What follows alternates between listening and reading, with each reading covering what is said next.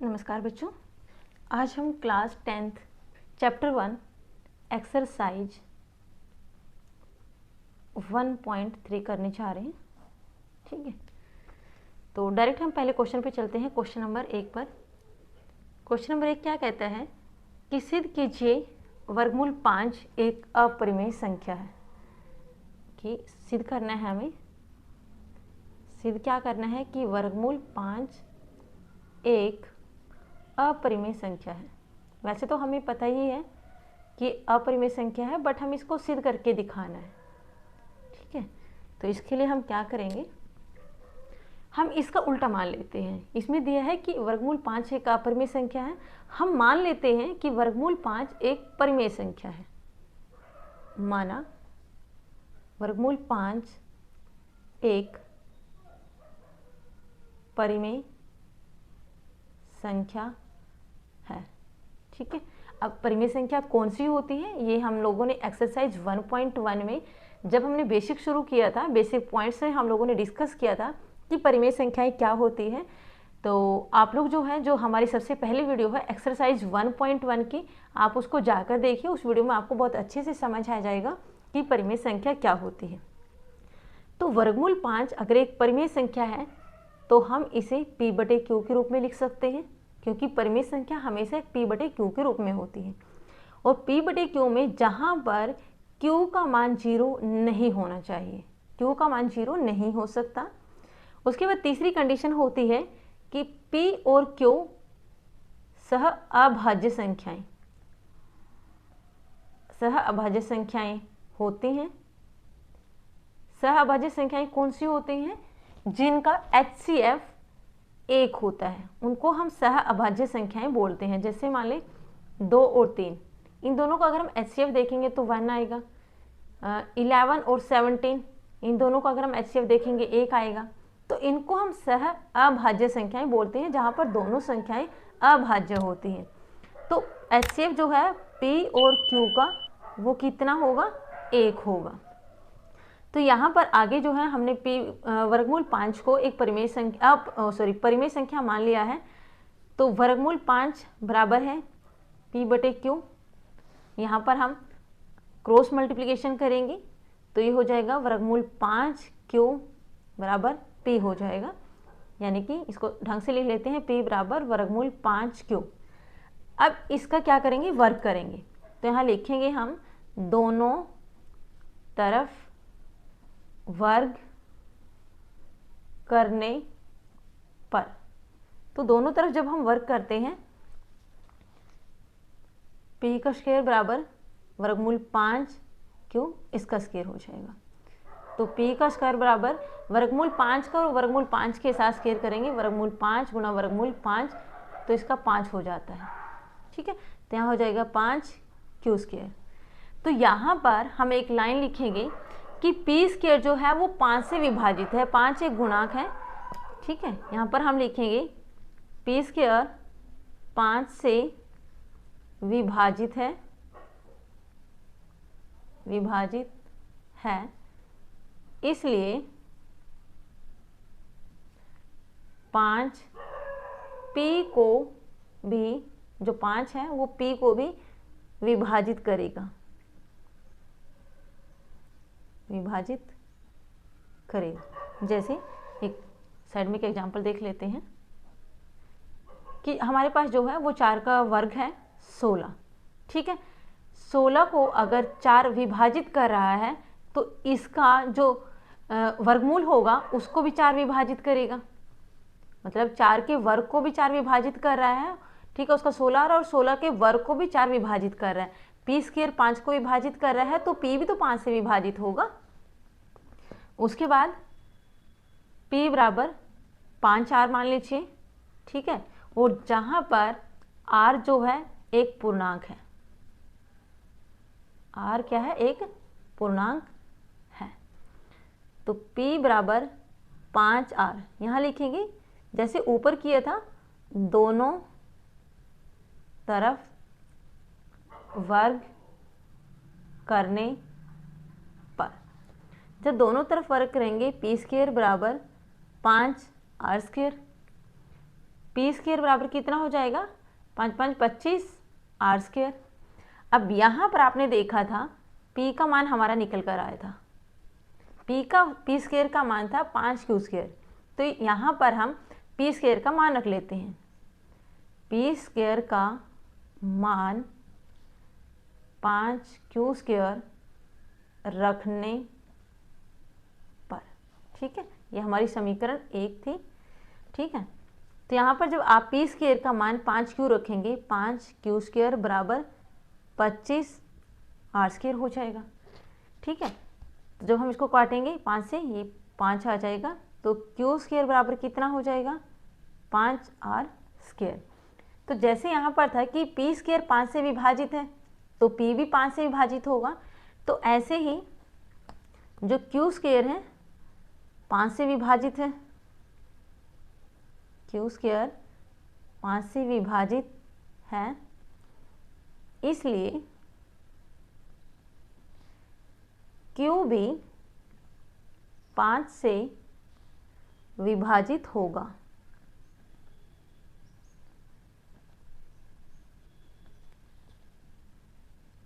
ठीक है, आप चाहे तो यहाँ पर ना इसको भी ऐसे ही कर सकते हैं, इसलिए P भी 5 से विभाजित होगा, ये भी सही है, 5 P को भी विभाजित करेगा, कि अगर P स्क्वायर को 5 विभाजित कर रहा है तो P को भी 5 विभाजित करेगा। दोनों लाइन सही है, आप कैसे भी लिख सकते हो, ठीक है। तो हमारा जो है क्यू स्क्वायर का मान 5 आर है, पी स्क्वायर का मान 5 क्यू स्क्वायर है। आप यहाँ पर देखेंगे कि इसमें 5 क्यू स्क्वायर है और इसमें भी 5 जो है वो आर स्क्वायर है, तो दोनों में कॉमन क्या है, 5 है।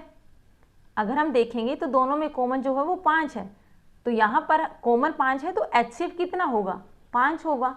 बट हमारी परिमेय संख्या की कंडीशन क्या कहती है कि HCF 1 होना चाहिए, ठीक है। आगे लिखेंगे हम पी क्यू में कम से कम एक उभयनिष्ठ गुणनखंड क्या है, 5 है, जबकि नहीं होना चाहिए, ठीक है। अतः हमारी अवधारणा जो है इस विरोधाभास को क्या करती है, प्रकट करती है। हमने जो माना है तो इसका विरोधाभास हो रहा है। हमारी अवधारणा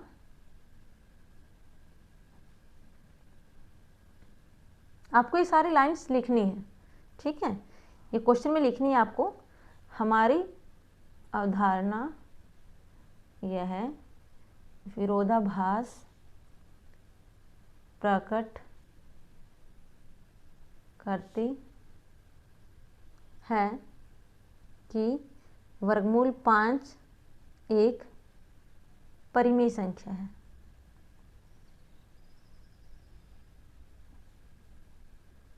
अतः हम निष्कर्ष निकालते हैं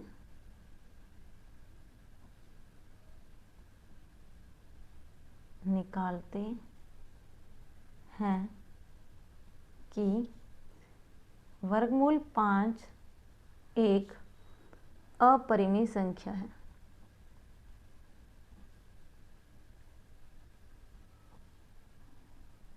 एक बार मैं थोड़ा सा ब्रीफ में दोबारा समझा देती हूँ। वर्गमूल 5 हम लोग मानना है कि ये एक परिमेय संख्या है। तो वर्गमूल 5 परिमेय संख्या कब कब हो सकती है, जब P बटे Q के रूप में हो, Q का मान 0 के बराबर ना हो, P और Q सह अभाज्य संख्याएं हो जहाँ पर उनका HCF 1 हो। तो हम जब इसको P बटे Q के बराबर रखते हैं तो क्रॉस मल्टीप्लिकेशन होगा, 5Q बराबर P हो जाएगा, ठीक है। दोनों तरफ वर्क करने पर P का स्क्वायर किया, 5Q का स्क्वायर किया, वर्गमूल 5 को जब हम स्क्वायर करते हैं तो यहाँ पर 5 आ जाता है। जब P 5 से विभाजित हो सकता है तो P भी 5 से विभाजित होगा। एक एग्जाम्पल मैंने यहाँ पर आपको बताया था। उसके बाद P बराबर 5R रखने पर, और R जो है वो एक पूर्णांक है ना, P बराबर 5R रखेंगे और दोनों तरफ वर्ग करने पर P स्क्वायर बराबर 5R स्क्वायर, P स्क्वायर बराबर कितना हो जाएगा, 5 5 25 R स्क्वायर।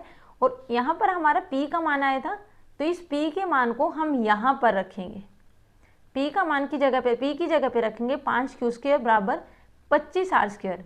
तो 5 से 5 कैंसिल करेंगे, क्यू स्क्वायर बराबर 5 आर स्क्वायर। तो यहाँ पर जो p का मान है वो 5 क्यू स्क्वायर है और q का मान 5 आर स्क्वायर है। तो दोनों का जो HCF आप देख रहे हैं, दोनों में जो उभयनिष्ठ गुणनखंड है वो 5 है। ठीक है, अगर उभयनिष्ठ गुणनखंड 5 है तो इसका मतलब HCF 5 है। ठीक है, जबकि हमारा जो HCF है वो 1 आना चाहिए था। तो यहाँ पर हमारी अवधारणा जो है यह विरोधाभास प्रकट करती है कि वर्गमूल 5 एक परिमेय संख्या है। तो हम इस निष्कर्ष पर जाते हैं कि वर्गमूल 5 एक अपरिमेय संख्या है। नेक्स्ट क्वेश्चन पर चलते हैं। क्वेश्चन नंबर 2, सिद्ध कीजिए कि 3 + 2 वर्गमूल 5 एक अपरिमेय संख्या है। 3 + 2 वर्गमूल 5 एक अपरिमेय संख्या है, ये हमें सिद्ध करना है। अच्छा, इस क्वेश्चन से पहले मैं थोड़ा सा आपको बता देती हूँ यहाँ पर, क्योंकि प्लस माइनस की बात आएगी। देखो, जब भी दोनों साइड में परिमेय संख्याएं हैं, परिमेय, और दूसरी साइड भी जोड़ने के लिए हमारे पास दोनों संख्याएं परिमेय हैं, तो हमारा उत्तर भी परिमेय संख्या होगा। अगर घटाने में एक परिमेय है और दूसरी अपरिमेय है, सॉरी यहाँ पर भी परिमेय एक बार लिख देती हूँ मैं। अगर दोनों परिमेय संख्याओं को घटाते हैं तो उत्तर भी हमारा परिमेय आता है। अगर दोनों परिमेय संख्याओं की गुणा करते हैं, परिमेय गुणा परिमेय, तो यहाँ पर भी हमारा उत्तर परिमेय होगा। और अगर परिमेय को परिमेय से भाग देते हैं, परिमेय को परिमेय से भाग देते हैं, तो भी हमारा उत्तर परिमेय होगा। अब बात करते हैं अपरिमेय। जब एक अपरिमेय हो और दूसरी परिमेय हो तो उत्तर अपरिमेय होगा। देखो, सिंपल सा तरीका है, दोनों साइड परिमेय है तो उत्तर परिमेय होगा, चाहे आप जमा करें, घटा करें, गुणा करें या फिर भाग करें। ऐसे ही अगर दोनों तरफ अपरिमेय है, चाहे जमा करें, घटा करें, गुणा करें, भाग करें, तो दोनों तरफ अपरिमेय होगा। लेकिन अगर एक अपरिमेय हो और दूसरी परिमेय है तो उत्तर हमेशा अपरिमेय होगा। जैसे एक मैंने परिमेय की और दूसरी अपरिमेय के साथ गुणा की है, तो मेरा उत्तर जो है वो अपरिमेय में आएगा, अपरिमेय। ठीक है, इस चीज का ध्यान रखेंगे। अगर दोनों साइड परिमेय है तो उत्तर भी परिमेय होगा, दोनों साइड अपरिमेय है तो उत्तर भी अपरिमेय होगा। लेकिन अगर एक परिमेय है और दूसरी अपरिमेय तो उत्तर हमेशा अपरिमेय में होगा। ठीक है, तो यहाँ पर हम वही सेम कंडीशन मान लेते हैं। माना 3 + 2 वर्गमूल 5 एक परिमेय संख्या है।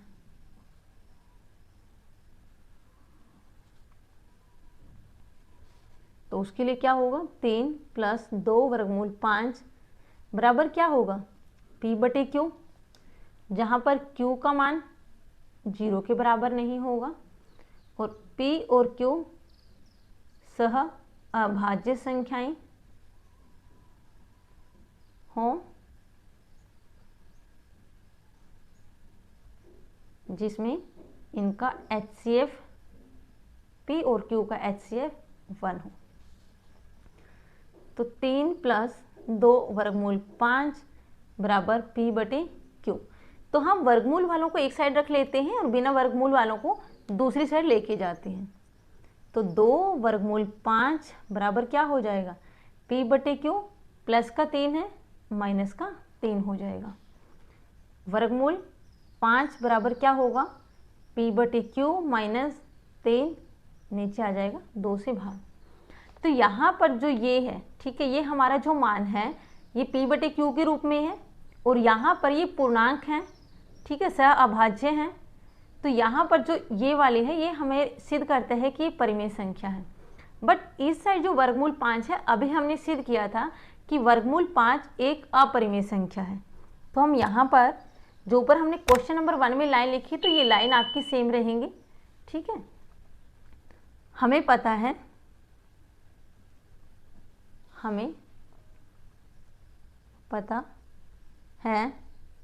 कि वर्गमूल 5 एक अपरिमेय संख्या है।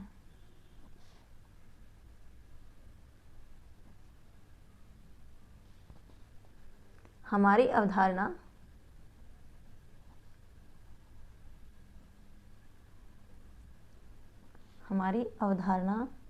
यह विरोधाभास प्रकट करती है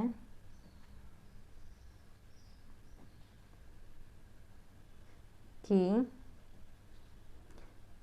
3 + 2 वर्गमूल 5 एक परिमेय संख्या है।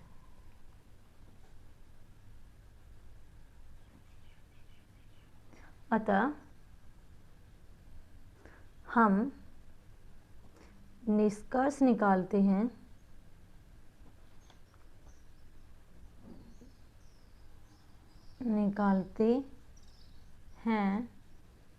कि 3 + 2 वर्गमूल 5 एक अपरिमेय संख्या है।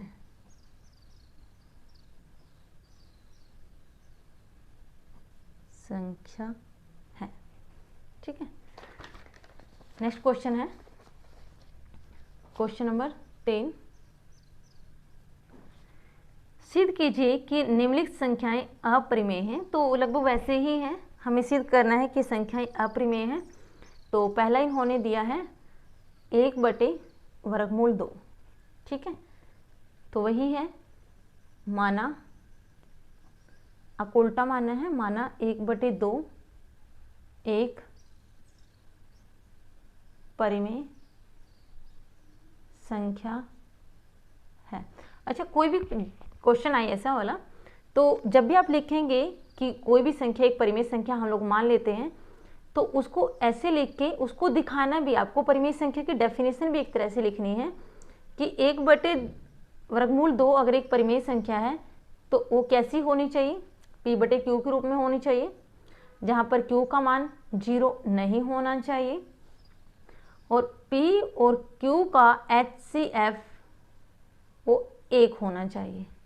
ठीक है, ये चीज़ें आप लिखेंगे। ठीक है, p और q सह अभाज्य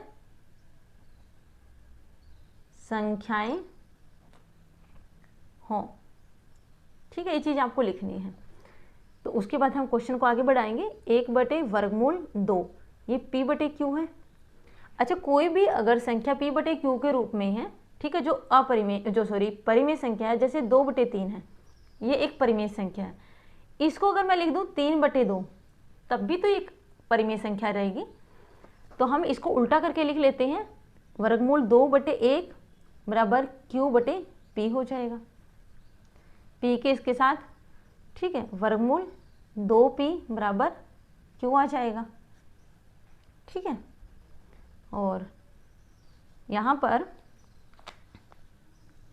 इसको लिखने की ज़रूरत नहीं है, ये हो जाएगा √2 बराबर q/p। हमें पता है q/p ये क्या है, एक परिमेय संख्या है, बट √2 क्या है, एक अपरिमेय संख्या है। ठीक है, √2 एक अपरिमेय संख्या है और q/p जो है वो एक अपरिमेय संख्या है। तो हम यहाँ पे लिखेंगे हमारी अवधारणा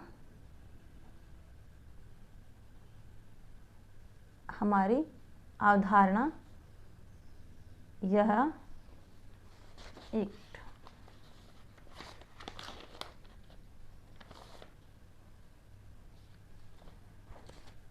हमें पता है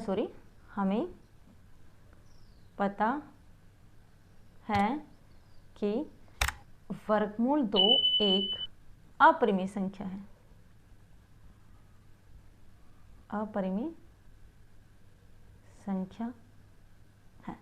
हमारी अवधारणा यह विरोधाभास प्रकट करती है कि 1/√2 एक परिमेय संख्या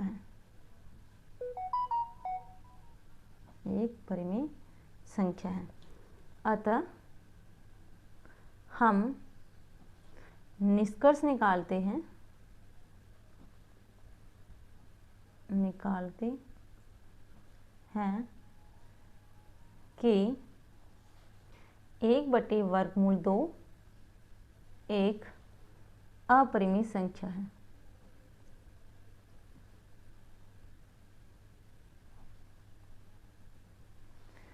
आगे बढ़ते हैं क्वेश्चन नंबर 3 का सेकंड पार्ट।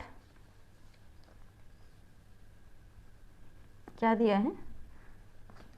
7/5। 7/5। तो हम मान लेते हैं, माना 7/5 एक परिमेय संख्या है। एक परिमेय संख्या है। तो यहाँ पर आप देखेंगे 7/5 बराबर क्या होगा? P/Q, जहाँ पर Q का मान 0 के बराबर ना हो।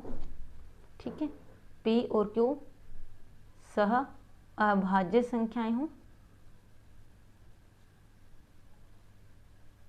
सह अभाज्य संख्याएं हों, यानी कि जो उनका HCF है P और Q का, वो क्या होना चाहिए? वो 1 होना चाहिए।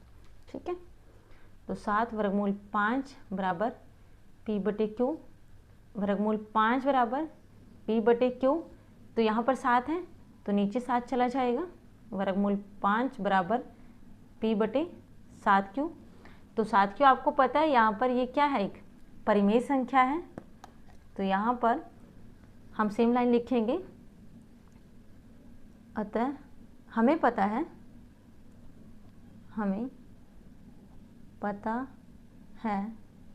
कि √5 एक अपरिमेय संख्या है। और जो आपने यहाँ पर लिखा है, ठीक है, सेम आ जाएगा। हमारी अवधारणा यह विरोधाभास प्रकट करती है कि 7/5 एक परिमेय संख्या है। अतः हम निष्कर्ष निकालते हैं कि 7/5 एक अपरिमेय संख्या है। बस यहाँ पर 1/√2 की जगह पे 7/5 हो जाएगा। आपको यही लाइन एज इट इज लिखनी है। लास्ट क्वेश्चन है 6 + √2। 6 + √2, तो वही मान लेते हैं। ये लगभग क्वेश्चन नंबर जो 2 हमने किया था लगभग वैसा ही है। माना 6 + √2 एक परिमेय संख्या है।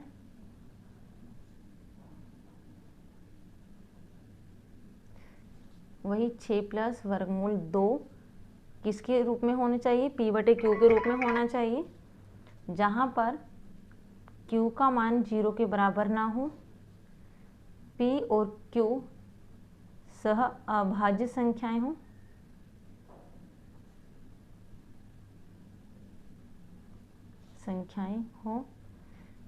मीन्स HCF जो है वो P और Q का 1 होना चाहिए।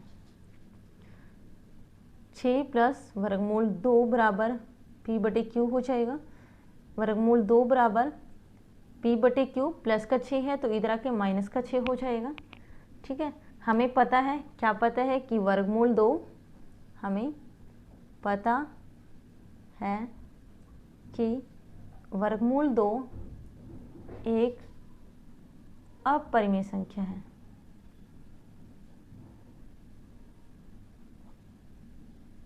ठीक है, उसके बाद आप यहाँ पे लिख दीजिए सेम। हमारी अवधारणा यह विरोधाभास प्रकट करती है कि 6 + √2 एक परिमेय संख्या है। अतः हम निष्कर्ष निकालते हैं कि 6 + √2 एक अपरिमेय संख्या है। अच्छा, एक चीज़ और यहाँ पर मैं भूल गई हूँ बताना। यहाँ पर ये अपरिमेय संख्या है, तो कभी भी अपरिमेय संख्या के बराबर अपरिमेय संख्या नहीं होनी चाहिए। ऐसा तो है नहीं कि अपरिमेय संख्या बराबर है परिमेय संख्या के। ठीक है, तो यहाँ पर अपरिमेय संख्या है और ये परिमेय संख्या, तो दोनों बराबर नहीं हो सकते, इसलिए विरोधाभास प्रकट करती है। सेम यहीं पर था, ये तो परिमेय संख्या है लेकिन एक अपरिमेय संख्या का मान परिमेय संख्या नहीं हो सकता, वो उसके बराबर नहीं हो सकती। ठीक है, ऐसे यहाँ पर अपरिमेय संख्या का मान जो है वो परिमेय संख्या के बराबर नहीं है, इसलिए ये एक अपरिमेय संख्या है। ठीक है, तो आज की जो है एक्सरसाइज 1.3 कंप्लीट हो गई है। मिलते हैं नेक्स्ट वीडियो में, तब तक के लिए जय हिंद, जय भारत।